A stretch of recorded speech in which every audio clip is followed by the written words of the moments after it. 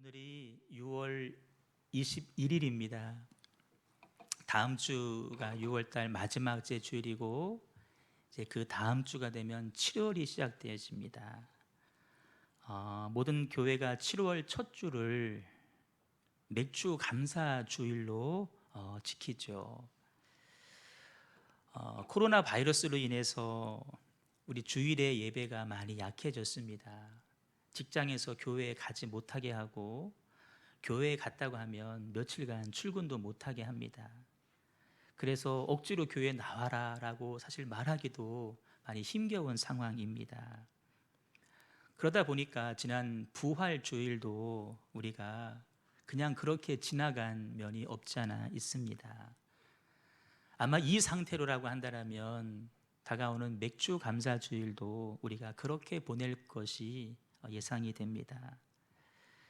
제 마음속에 하나님 절기가 참 중요한데 이 맥주 절기도 또 그냥 그렇게 지나가면 안 되잖아요. 이 다가오는 맥주 절기를 우리가 어떻게 좀 보냈으면 좋을까? 특별한 행사를 또 할 수도 없습니다. 그런 가운데 그래도 우리 교회는 주일 거르지 않고 주일 낮예배 드리지 않냐. 그 낮예배를 통해서 이번에 확실하게 절기에 대한 말씀을 한번 나눴으면 좋겠다. 사실 이런 상황 가운데 교회에 나와 예배하시는 분들은 그래도 직분자들이고 임원분들이시니까 차라리 이 기회에 한번 절기에 대한 것들 한번 배웠으면 좋겠다. 그래서 맥주절을 앞두고 맥주 감사 주일, 더 나가서 절기가 어떤 의미가 있는지, 왜 지켜야 되는지. 어떤 사람들 말합니다. 우리가 유대인의 절기를 우리가 왜 지키냐고. 우리 보리농사, 밀농사 안 짓는데 우리가 왜 그걸 지키냐. 그래서 어떤 교회들은 부활절, 성탄절, 추수절은 지키지만 맥주절을 안 지키는 교회도 덜어 있는데 잘 몰라서 그런 것입니다. 오늘 맥주절에 대한 말씀을 듣는데 특별히 맥주절과 우리가 받은 구원과 관련하여서 말씀을 한번 듣도록 하겠습니다. 자, 잘 들어보세요. 모든 사람들은 매일매일 주어진 일상을 살아갑니다. 똑같이 하루를 살아가고 똑같이 하루 중에 24시간을 살아갑니다. 어제도 해가 떴고 해가 졌습니다. 오늘도 해가 떴고 해가 질 것입니다. 그런데 우리가 그 모든 날들 가운데에서 어떤 날은 특별한 날로 기억을 합니다. 생일 그렇습니다. 결혼기념일 그렇습니다. 부모님의 기일 우리가 그렇게 특별한 의미를 부여해서 그날을 기억합니다. 유대인들도 마찬가지입니다. 유대인들도 1년을 살아가면서 특정한 날에 특정한 의미를 부여합니다. 그 날을 가리켜서 절기라고 이야기를 합니다. 따라합니다. 절기. 유대인이 의미를 부여하는 절기는 꽤 많아 보입니다. 그런데 실제로 많기도 하고요. 그 많은 절기 가운데에서 가장 특별한 의미를 담고 있는 절기는 세 가지입니다. 하나는 유월절이고 또 하나는 맥주절이고 또 하나는 수장절입니다. 이를 구약의 3대 절기라고 이야기를 하는데 하나님도 이날 말씀하셨습니다. 이 세 절기를 반드시 지켜야 된다라고 말씀을 하셨습니다. 신명기 16장 16절 말씀이고 오늘 본문에도 말씀하시기를 매년 3번 이 절기를 지키라라고 말씀을 하셨습니다. 여러분, 이 세 가지 절기는 중요한 특징이 있습니다. 뭐냐면 이스라엘 백성들의 1년 생활 주기와 연관이 있다는 것입니다. 기억하셔야 돼요. 이 절기는 이스라엘 백성들의 1년 생활 주기와 연관이 있다. 무슨 말씀이냐? 우리가 공식적으로 오늘이 6월 20 며칠입니까? 양력 달력을 씁니다. 공식적으로는 1월 1일이 그 해의 첫날이라고 이야기를 합니다. 그런데 우리 한국 사람들 설을 셀 때는 어떡하죠? 우리 신정 안 세고 대부분 사람들이 구정을 셉니다. 아마 몇 해 전에 신정 세라라고 해서 바꿨는데 사람들이 잘 따르지 않는 거예요. 다시 구정으로 돌아갔습니다. 음력으로 1월을 우리는 정월이라고 말하면서 그때를 1년의 시작으로 우리는 나름대로 생각을 합니다. 유대인들도 마찬가지예요. 국제적으로 공식적으로는 1월 달을 그 해의 시작으로 여기지만 유대 민족들끼리는 그렇게 보지를 않고 우리가 정월 하는 것처럼 그들은 아빕월이라고 하는 말을 씁니다. 아빕월. 그 달이 그들의 1년의 시작입니다. 근데 우리는 음력 1월 하면은 뭐 구정설이 1월 말쯤에 있거나 혹은 늦어도 2월 초 중에는 있습니다. 그런데 이 아비벌은 많이 뒤에 있습니다. 우리네 달력으로 3월 혹은 4월 달에 가야 아비벌이 됩니다. 그럼 왜 이스라엘 백성들은 1월이 아닌 4월쯤에 그 아비벌을 1년의 시작으로 바라볼까? 그 달에 중요한 일이 있었기 때문에 그렇습니다. 이스라엘 민족이 애굽에서 종살이에서 해방됩니다. 우린 이것을 출애굽이라고 이야기를 하죠. 이 출애굽이 일어난 절기, 다시 말해 6월절이 속해 있는 달이 바로 아빕월이기 때문에 그렇습니다. 말씀 읽습니다. 시작. 아비벌을 지켜 내 하나님 여호와께 6월절을 행하라. 이는 아비벌에 내 하나님 여호와께서 밤에 너를 애굽에서 인도하여 내셨음이라. 아멘. 유대인들은 단순한 1년의 시작을 넘어서서 아비벌이 이스라엘 민족의 시작으로 보는 것입니다. 내 개인이 여러분 죽었다가 살아났습니다. 나 그날 다시 태어난 날이야. 우리 민족이 망했는데 그때 해방됐어. 우리가 8월 15일 광복절 우리는 별로 의미 없이 지키지만 그냥 쉬는 날 그러지만 여러분 이스라엘 민족은 애굽에서 해방된 날을 엄청난 날로 지킵니다. 민족의 시작이고 나라의 시작이고 내가 이스라엘 백성으로서 그때 내가 새롭게 태어났다. 그래서 아빕월을 굉장히 중요시 여깁니다. 정리하면 6월절 애굽에서 나온 날인데 무엇과 관련이 있다? 출애굽이라고 하는 시간과 관련이 있습니다. 6월절기라고 명령하셨는데 시간적으로 출애굽의 시간과 관련이 있는 절기입니다. 자, 두 번째 지키라고 명령하신 절기는 우리가 준비하는 맥추절입니다. 맥추절. 맥추절은 다른 말로 하면 칠칠절이고 또 다른 말로 하면 초실절이라고 이야기를 합니다. 여러분 성경에 보면 제사의 종류도 되게 많습니다. 이걸 다 어떻게 지켜? 아닙니다. 5가지입니다.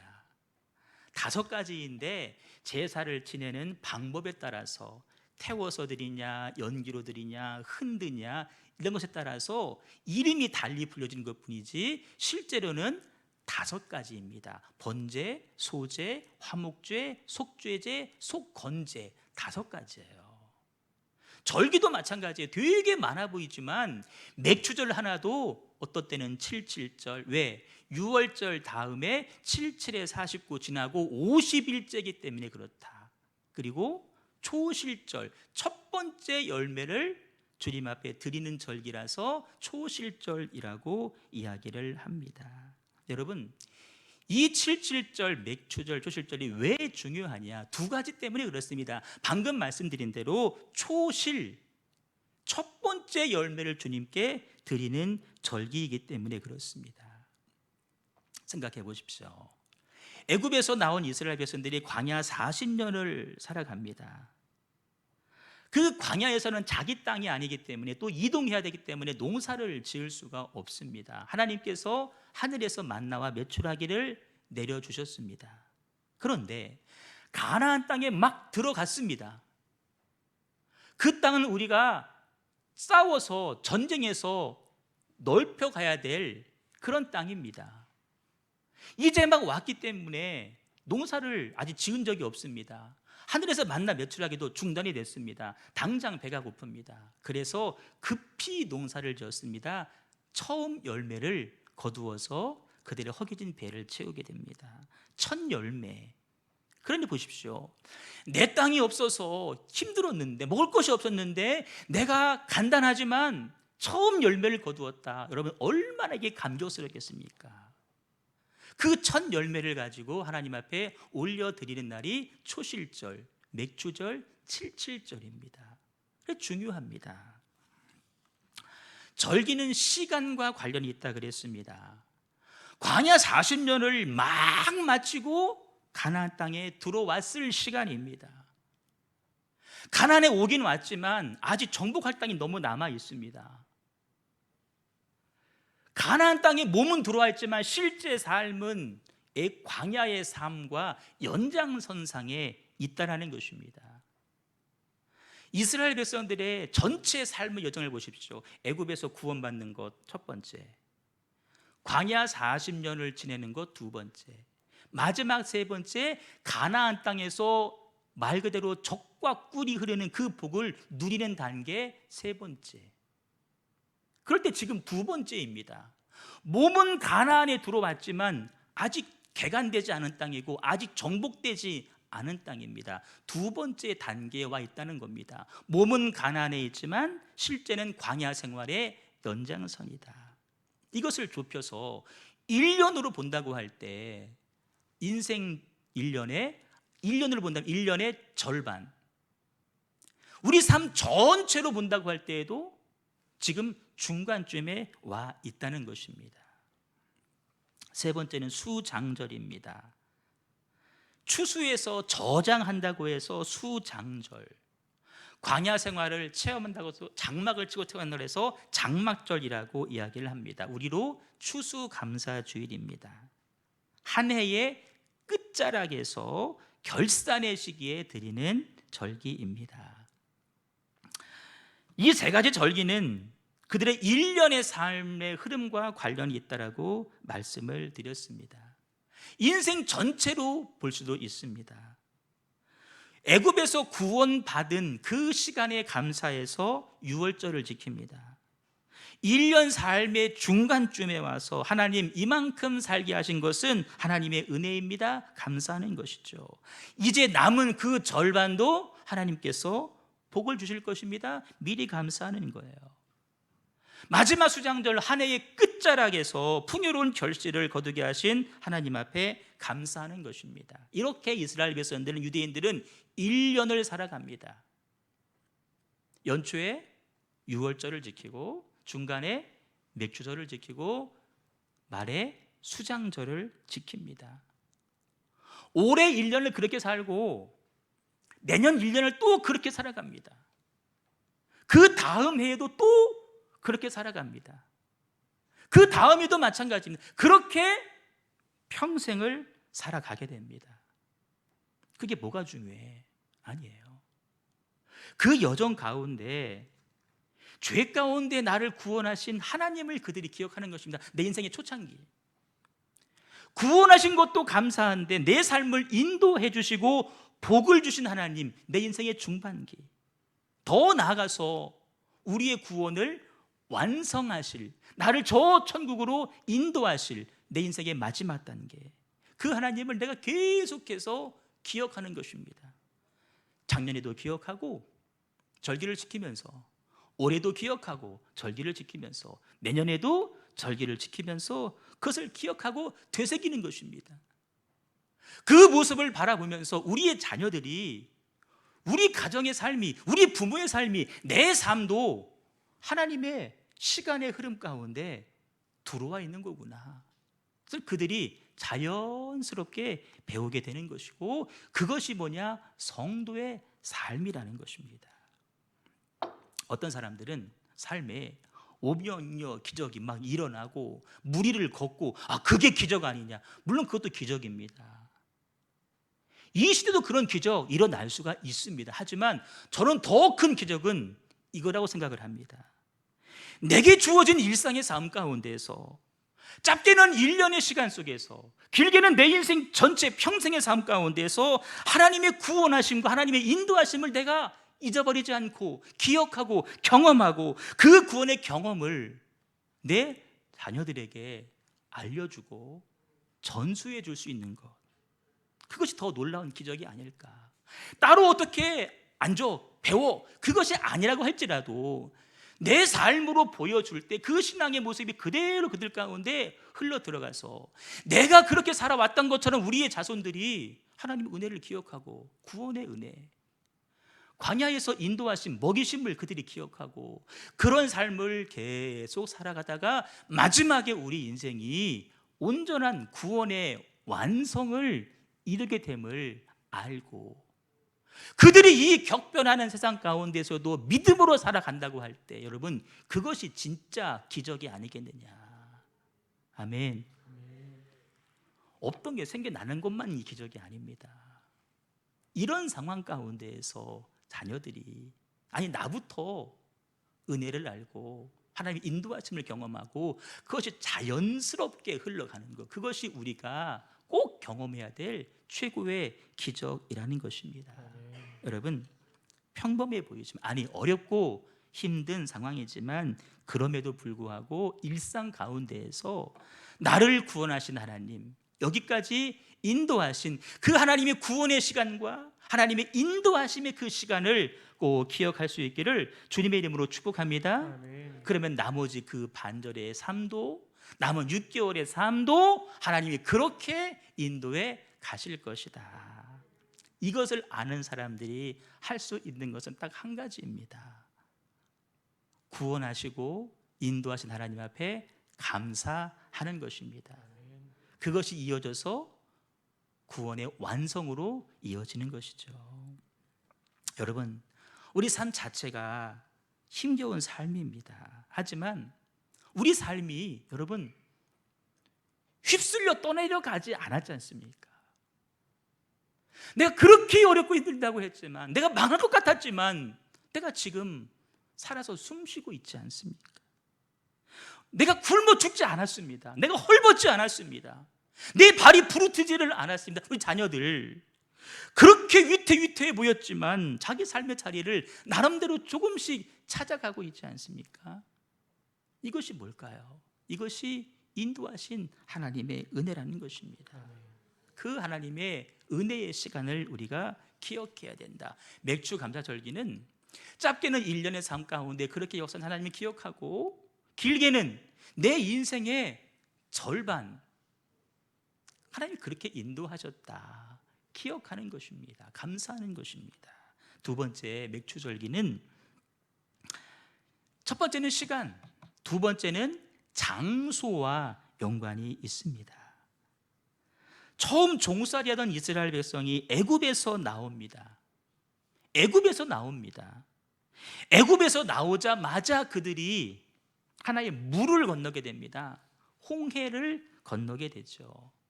여러분, 홍해를 건넜다고 해서 곧장 가나안 땅에 들어가지를 않았습니다. 그렇게 했으면 좋았을 텐데 하나님은 홍해를 건너고 난 다음에 그들을 광야를 만나게 하셨습니다. 그 광야에서 40년간의 삶을 살고 가나안 목전에 다 왔을 때 하나님은 또 하나의 물을 건너게 하십니다. 요단강을 건너게 하십니다. 여러분, 이것이 성도의 일생이라는 것입니다. 내가 예수 믿기 전, 하나님을 알기 전 내가 하는 행동이 죄인지도 모르고 우리는 죄 가운데 살았습니다. 우리 인생의 장소가 어디입니까? 애굽이라는 것입니다. 그런데 출애굽이 전적인 하나님의 은혜로 이루어진 것처럼 전적인 하나님의 은혜로 우리가 예수님을 영접하게 됩니다. 내가 늘려고 믿은 건 아닙니다. 하나님의 전적인 구원의 은혜입니다. 그리고 났을 때 이스라엘이 홍해를 건넌 것처럼, 그래서 광야를 만난 것처럼 우리도 물로 세례를 받습니다. 구원의 증거로 세례를 받았습니다. 근데 여러분, 내가 세례를 받았다고 해서 인생이 만사형통 이어지지 않더라는 것입니다. 홍해를 건넌 이스라엘 백성들이 광야의 생활을 해야 됐던 것처럼 예수 믿어 우리가 구원을 받았지만 성도의 삶에 뭐가 이어집니까? 광야의 삶이 이어지고 나그네의 삶이 이어진다는 것입니다. 지금 저와 여러분의 삶이 요 단계를 지금 지나가고 있다는 것이죠. 첫 번째 우리 삶의 장소는 애굽이었습니다. 지금은 광야. 아니, 맥주절은 가나안 땅 들어와서 진 것 아닙니까? 맞아요. 들어왔지만 아직 정복할 땅이 많이 남아 있습니다. 여전히 광야의 연장선상입니다. 여러분, 가나안 목전에 왔습니다. 또 하나의 우리는 강을 건너야 됩니다. 그 강이 무엇일까요?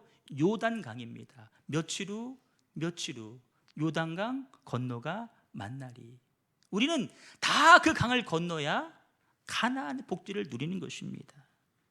정리하면 구약시대 이스라엘 백성의 여정에서 두 곳에 물을 놓고 세 개의 장소를 그들이 만나게 됩니다.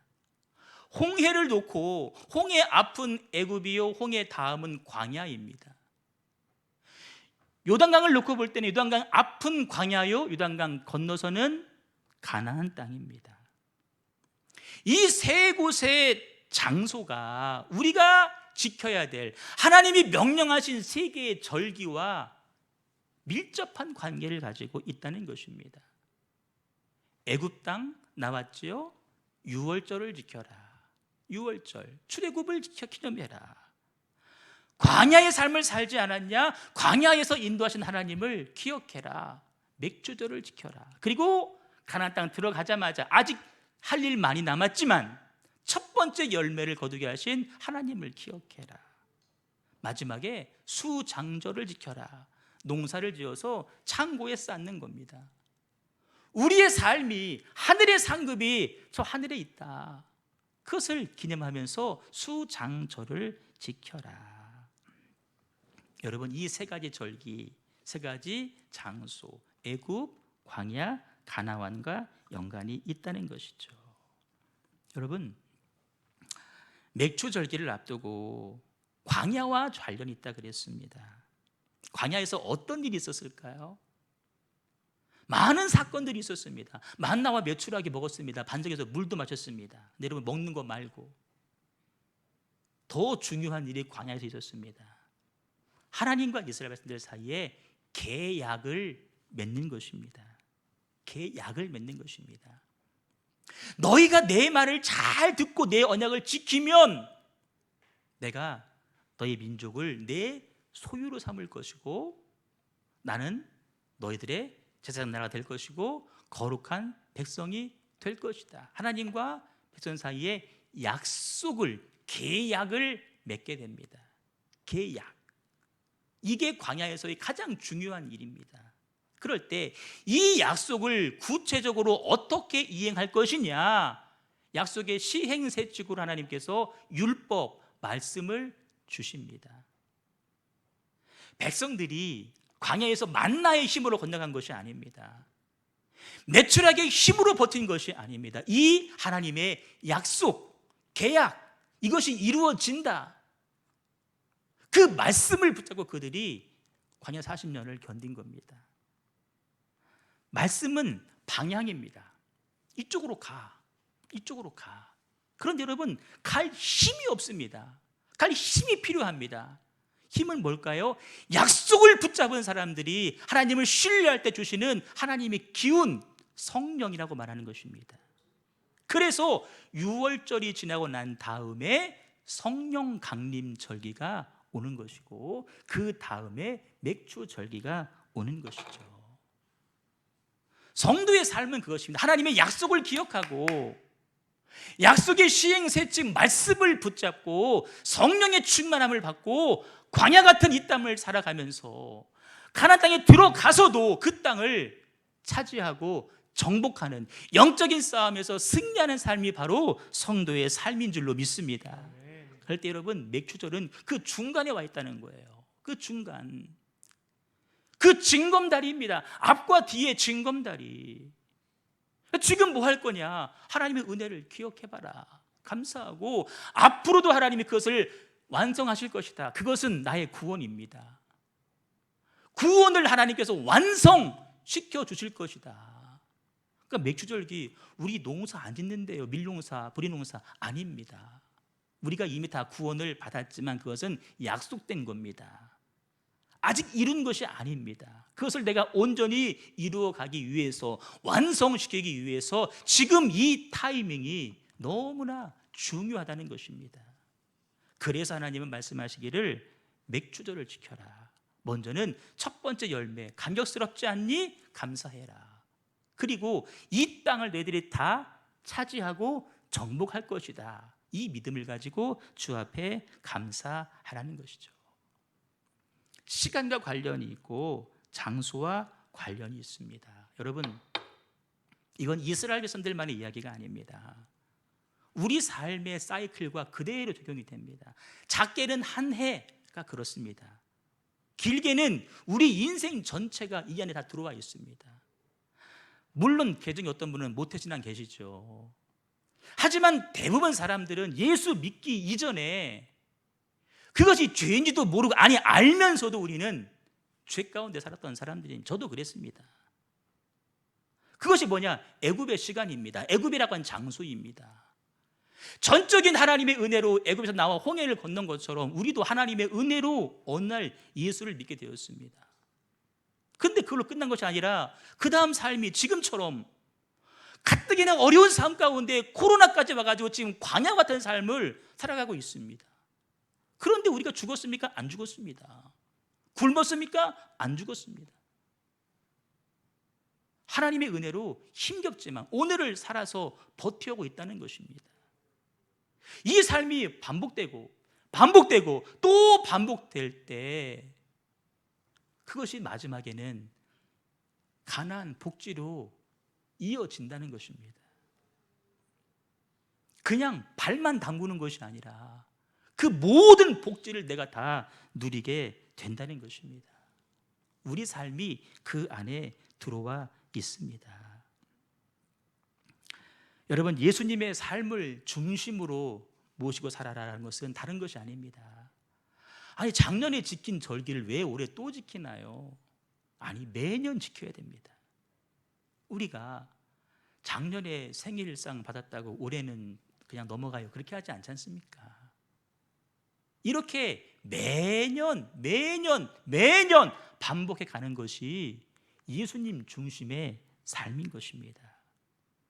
우리의 생활 속에, 우리의 문화 속에, 우리의 생각 속에, 우리의 행동 속에, 우리의 습관 속에, 우리의 천성 속에 예수님의 가르침과 그 삶이 끊임없이 나도 모르게 자연스럽게 녹아들게 하라는 것입니다.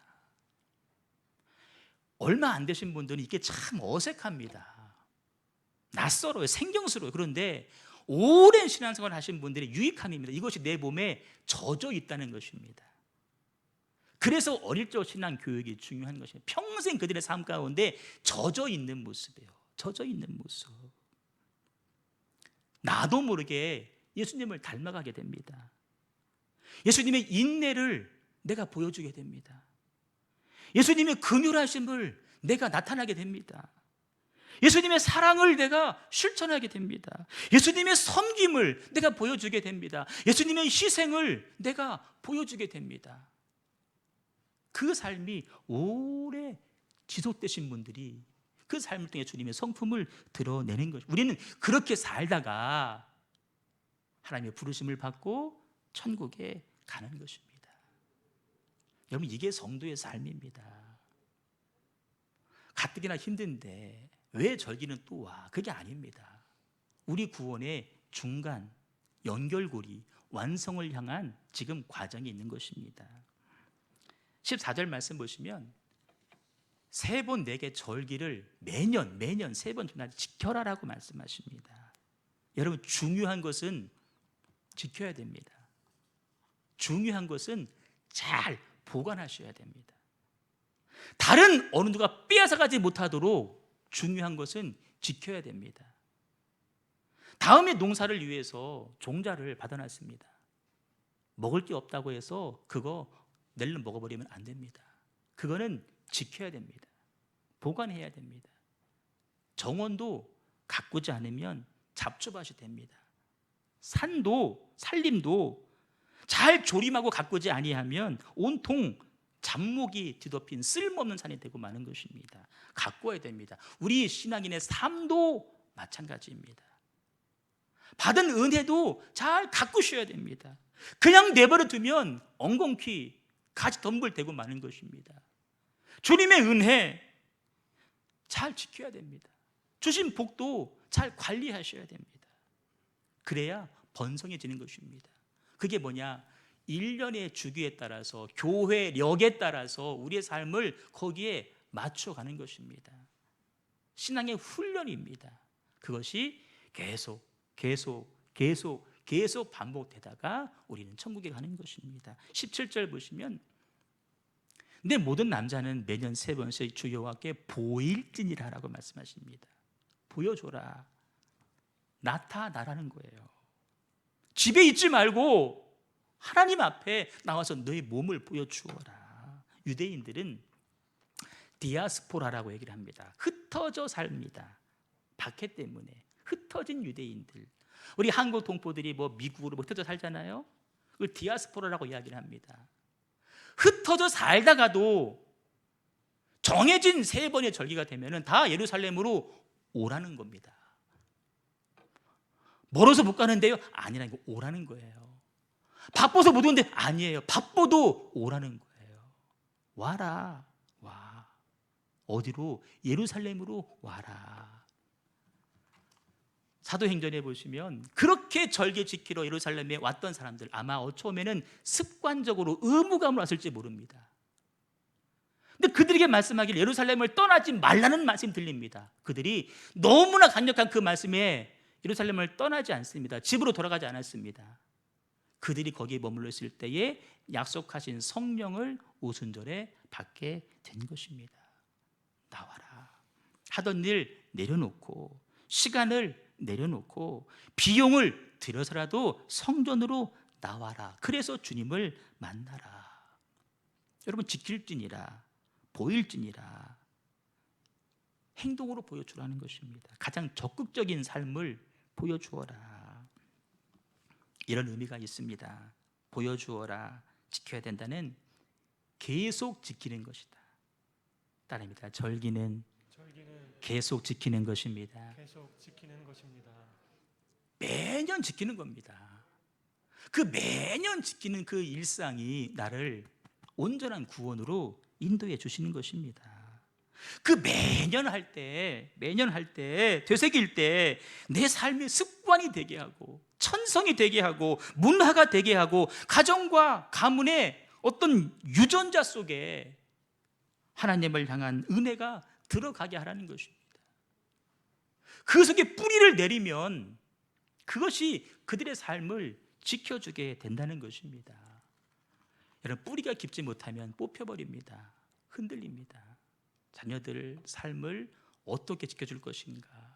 그들 속에 부모 세대가 했던 것처럼 계속해서 하나님을 믿고 의지하며 감사하며 사는 모습들을 심어줘야 됩니다. 어떻게? 레슨으로 아니에요. 보여주는 것입니다. 보여주는 거예요. 두 번째는 절기는 신앙으로 고백하는 날입니다. 신앙으로 고백하는 날입니다. 예수님이 내 삶의 주인이십니다. 주님이 내 삶에서 구원의 여정을 시작하셨고 인도하셨고 마무리를 지으실 것입니다. 지금 걸어가는 삶의 모든 과정도 주님께서 이끌고 가고 계시고 마지막도 주님이 인도해 가실 것입니다. 주님이 내 인생의 주인이시고 주님이 우리 가정의 주인이시고 주님이 이 교회의 주인이십니다라고 고백하는 절기가 바로 맥주 감사 절기입니다. 고백하셔야 됩니다. 고백이 필요합니다. 반드시 고백하셔야 됩니다. 세 번째는 헌신하는 날입니다. 절기는 헌신하는 날이다. 여러분, 유월절, 맥주절, 수장절 다 곡식으로 주 앞에 예물을 드렸습니다.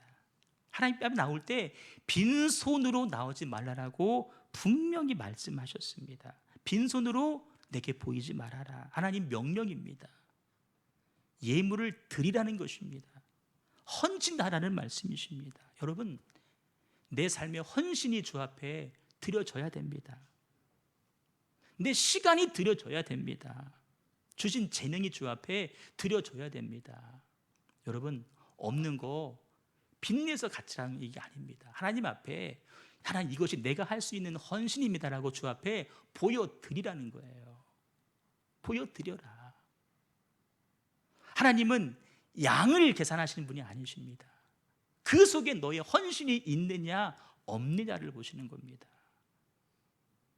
정말 내 마음에 주님 이것이 내 믿음의 고백입니다라는 그 마음으로 하느냐 아니면 죄송해요 체면치레로 하느냐 하는 그 중심을 아시기 때문에 여러분 아무리 실력이 있어도 그 헌신의 모습이 보이지 않으면 그 금방 들통납니다. 다 드러납니다. 내 삶을 드리면서 우리는 헌신하는 것입니다. 이것이 지켜라 보인다의 뜻입니다. 여러분 말씀을 정리합니다. 1년의 한 가운데 있는 이 시점입니다. 내 인생 전체로 봐도 우리는 지금 구원받은 사람이고 광야 끝자락 가나안 막 들어간 시기, 하지만 아직 완성이 되어지지 않은 시기에 우리가 서 있습니다. 지난 6개월을 하나님 감사하네요. 돌아보니 내가 지금 여기 살아 숨쉬고 있네요. 하나님의 은혜잖아요. 감사하는 거예요. 내 인생 전체를 봐도 하나님 나를 구원해 주셨네요. 그것도 감사한데 여기까지 하나님 인도해 주셨네요. 감사하잖아요. 남은 내 생에 그것이 기간이 얼마인지는 중요하지 않습니다. 기간이 10년이든 20년이든 다 공이 아직 완성되지 않았습니다. 그 완성까지 하나님께서 나를 지키시고 인도해 가실 것입니다. 그것을 감사하며 고백하는 사람과 그렇지 않은 사람의 삶이 여러분 차이가 나야 맞는 것 아니겠습니까? 차이가 날 수밖에 없습니다. 이것이 바로 맥주절기의 의미입니다. 1년의 중간, 앞과 마지막에 시작과 완성의 연결고리, 인생 전체도 마찬가지고 그런 영적인 의미가 있음을 기억하시고 우리 다음 주일 맥주 감사절기입니다. 하나님 우리에게 더 큰 복을 예비하실 것입니다. 내 남은 인생에 하나님 복된 삶 되게 하시고 구원의 관점에서 이미 시작되었습니다. 거의 다 왔습니다. 마무리까지 온전히 이룰 수 있는 내가 되게 해주시옵소서. 우리 주 앞에 찬양하며